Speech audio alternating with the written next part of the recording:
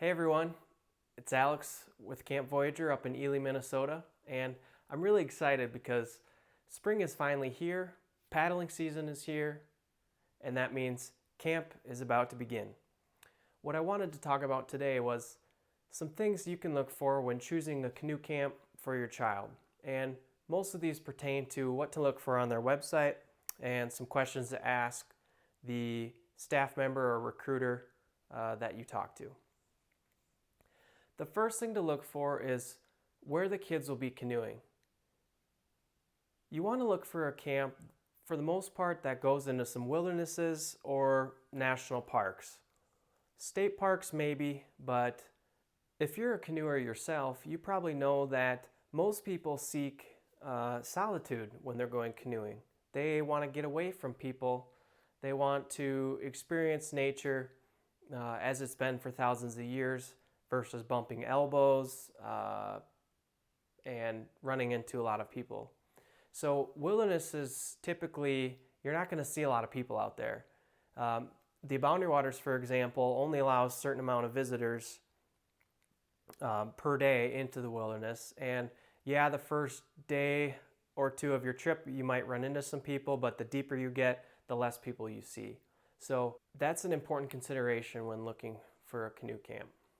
The next thing to look for is you want a camp that has canoe trips for at least 4 days, because that allows enough time for your child to get out of the routine of their day-to-day life and into the routine of nature.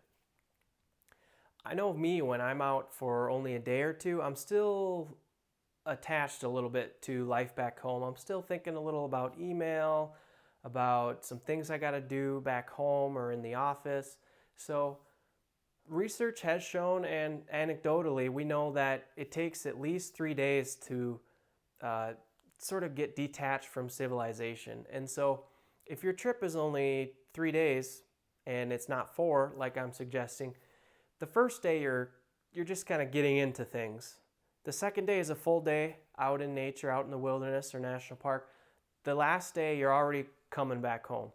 So short trips are maybe good for like an introduction, but for the most part, you want canoe trips at least 4 days in length.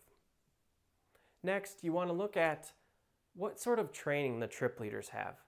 The Boy Scouts, I have nothing against them, but oftentimes it's just one of the troop's fathers or mothers leading the trip. And sure, they mean well, but are they trained in handling injuries or dangerous situations in the wilderness? You want to find a camp that's trip leaders are lifeguard certified, because you're constantly on water or near water, and WUFA or WUF-er certified. Now, I'm not pretending to be a dog. WUFA is WFA, Wilderness First Aid. WUF-er is WFR, Wilderness First Responder. Now, WUFA, the course, is a 2-day course. The WUF-er is more extensive, 10 to 14-day course. Typically, WUFA is more popular just because it's hard to get an entire staff through a 14-day training. That's pretty extensive, but if you're like us, a few of your guys have it, or gals, trip leaders have it. But those courses are above and beyond regular first aid and CPR, because they're in handling situations where you may not be close to help. The next thing you want to look for is what sort of trip progressions does the camp you're looking into have. And you want to start by looking at the top end. What are the longest trips for the oldest campers? What trips are they offering? And you want to talk with your child what they're looking for. They may say, well, I just want to go fishing for 8 days. And that's the longest trip I want to do. I don't really like longer ones. Or they may be like, I want to do a 64-day expedition in Alaska. And you have to, of course, use your best judgment to determine, well, should I send my kid up for 64 days or is 30 enough? And they're going to start with probably shorter trips, work their way up. And so you want to keep an eye on that tripping progression to see just how long of trips that the camp is going to send them on. And if that aligns with you and your child's goals. The next thing to look for is balance between the in-camp program, or like the traditional camp program, and the wilderness tripping or the outdoor adventure program. Some camps, you get there, you have a couple introduction courses on maybe some wilderness camping skills. The next day, you're out on the trip for 10 days or 8 days, whatever. You come back and you go home. Other camps have a more balanced approach where you might spend half of your time in camp on the grounds, so experiencing more like sports and activities, maybe archery, sailing, pickleball, crafts, music, basketball. And then tripping is part of the program, but not all the program. So again, that needs to align with you and your child's goals.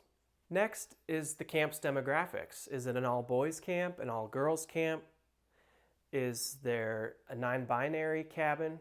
Is there, are transgender allowed to be there? How exclusive or inclusive is it? Also, you want to look at if your child has allergies, peanut allergies, or special dietary concerns. Can the camp's kitchen, and probably more importantly, on wilderness trips, is the camp able to meet those needs? And most are, but it's something to look at. And you also want to look at the what sort of disorders and disabilities can the camp work with. Some camps might be for more at-risk youth. Some camps are for anyone and everyone, and there's all sorts of things in between. Some camps specialize in working with kids who have disabilities. Some you need to be able-bodied. It's something to look into. Next is the camp's history and their alumni. Now, most camps have a pretty rich history. Camping has, summer camps as we know it have been around since 20s, 30s, 40s, 50s. It's pretty tough to find a camp started in, say, the 80s or 90s or 2000s. I mean, I think I've heard of one that's been started in the 90s. But so most like to point to their long history, but all of them sort of have it. But what you want to look at is the alumni. How connected are they still to camp?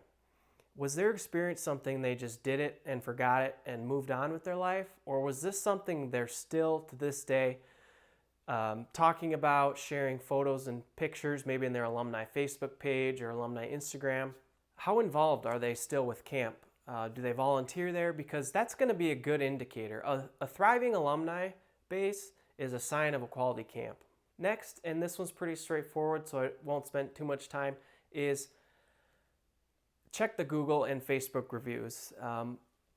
And look at most or all of them. Look at the low ones, medium ones, the high ones, because that should align with what the camp is trying to sell you on the website.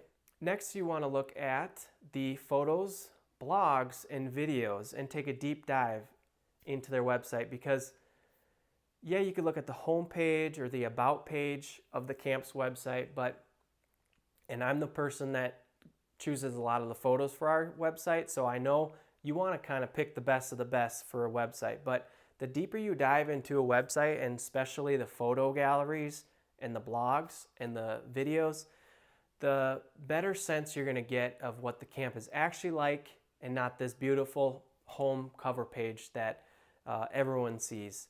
So, and as someone who writes a lot of the blogs for Camp Voyager, I put a lot of time and effort into those, and those typically paint the color, show the color of the camp's personality in ways that photos can't always do. Lastly, you're going to want to get to know the people running the camp.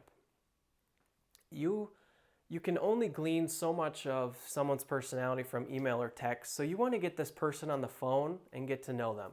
Their personality is going to trickle down into the staff and into the campers, and it's going to be a good indicator of what the overall camp experience is like. Is this person warm and friendly? Is this their family's business? Are they going to treat your campers like part of their family? Or are they cold and business-like, just going after your hard-earned money? That's all I've got for you today, folks. I hope you found this video helpful. You can reach out to me at alex@campvoyager.com if you have any questions. Otherwise, happy paddling.